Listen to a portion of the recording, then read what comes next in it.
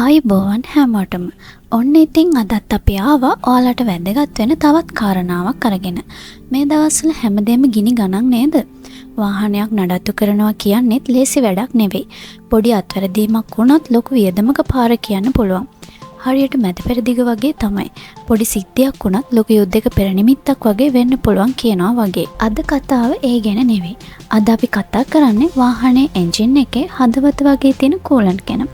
ඔයා කාර් එකේ බොනට් එක ඇරියාම පාට වතුර වගේ જાතියක් තියෙන්නේ. අන්න ඒක. සමහර කොළ පාට දානවා. සමහර රතු පාට, නිල් පාට, කහ පාට, එක පාටයි. එක જાතියයි. හැබැයි කවදා හරි හිතුවද මේ එක જાතියේ කූලන්ට් කලවම් වුණොත් මොකද වෙන්නේ කියලා? හිතන්නකෝ ඔයාගේ වාහනේට කූලන්ට් ටිකක් අඩු වෙලා টොප් අප් කරන්න ඕනි කියලා. කඩේ තියෙන එකක් අරන් දානවද? නැත්නම් යාළුවෙක් ගාව තියෙන වෙන පාට එකක් ඉල්ලන් දානවද? අන්න එතනයි ප්‍රශ්නේ පටන් ගන්නෙ. මේ කූලන්ට් කියන්නේ නිකන් පාට කරපු වතුර නෙවෙයි යාළුවනේ. ඒ හැම එකකම තියෙන්නේ එන්ජින් එක ඇතුලේ මලකඩ හැදෙන එක. අධික ශීතලට ගැටි ගැහෙන එක වළක්වන ඒ වගේම එන්ජින් එකේ රස්නේ හරියට පාලනය කරන විශේෂ රසායනික ද්‍රව්‍ය.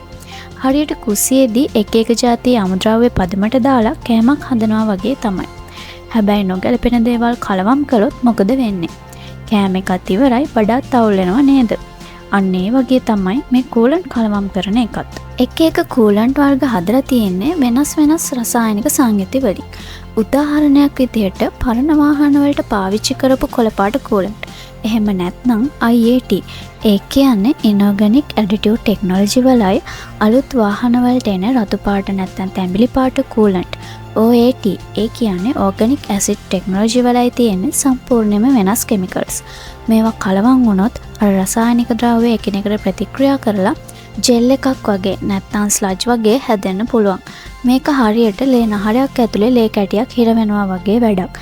මේ ජෙල් එක රේඩියේටර් එකේ හීනි බටවල වෝටර් පම්ප් එකේ එන්ජින් එක ඇතුලේ පොඩි තැන්වල හිර වෙලා කූලන්ට් හරියට ගලාගෙන යන්නේ නැතුව යනවා. එතකොට මොකද වෙන්නේ? එන්ජින් එක රත් වෙනවා. හරියට උණගත්ත වගේ තමයි වාහනේට.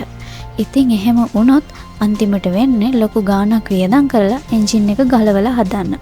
සමහර විට එන්ජින් එකම අලුතෙන් දාන්නත් වෙයි. එතකොට ඉතින් වොලට් එකට තමයි හොඳටම රිදෙන්නේ. ඉතින් මේ අවුලෙන් බේරෙන්නේ කොහොමද? සරලයි. හැම තිස්සෙම ඔයාගේ වාහනයට නිෂ්පාදකයෝ නිර්දේශ කරලා තියෙන කූලන්ට් වර්ගයම පාවිච්චි කරන්න. ඒක වාහනේ මැනුවල් එකේ පැහැදිලිවම සඳහන් වෙනවා. টොප් අප් කරනවා නම් කලින් දාලා තියෙන වර්ගයම දාන්න. හදිසියෙවත් වෙන වර්ගයක් දාන්න වෙනවා නම් හොඳම සහ ආරක්ෂිතම දේ තමයි පරණ කූලන්ට් ඔක්කොම සම්පූර්ණයෙන්ම අයින් කරලා කූලින් සිස්ටම් එක හොඳට වතුර දාලා හොදලා ඊට පස්සේ වාහනයට හරියන අලුත් කූලන්ට් දාන එක. මේකට ටිකක් මහන්සි වෙන්න. පොඩි වියදමක් යන්න පුළුවන්. ඒත් අර එන්ජින් එකම හදන්න යන වියදමයි මහන්සියයි එක බැලුවාම මේක කොච්චර පොඩි දෙයක්ද?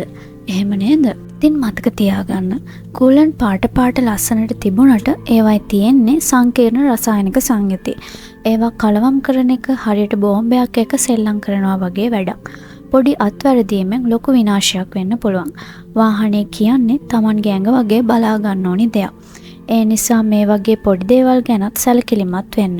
නැත්නම් වෙන්නේ අන්තිමට පාර මැද වාහනේ නතර වෙලා හිතත් අවුල් වෙලා සල්ලිත් ගොඩක් වියදම් වෙන එක. මේ කතාව ඔයාට වැදගත් වුණා කියලා හිතනවා නම් අනිවාර්යයෙන්ම මේ වීඩියෝ එකට ලයික් එකක් දාන්න. ඔයාගේ යාළුවන්ටත් මේ ගැන දැනගන්න ෂෙයා කරන්න. ඒ වගේම මේ වගේ තවත් වැදගත් දේවල් දැනගන්න තාම අපේ channel එක subscribe කරලා නැත්නම් දැන්ම subscribe කරන්න අමතක කරන්න එපා. ඔයාලට තියෙන ප්‍රශ්න අදහස් පහලින් comment section එකේ ලියන්න. අපි ඒවටත් උත්තර දෙන්න. එහෙනම් අදට අපි ගිහින් එන්න. පරිස්සමෙන් ඉන්න. ඔබට සුබ දවසක්.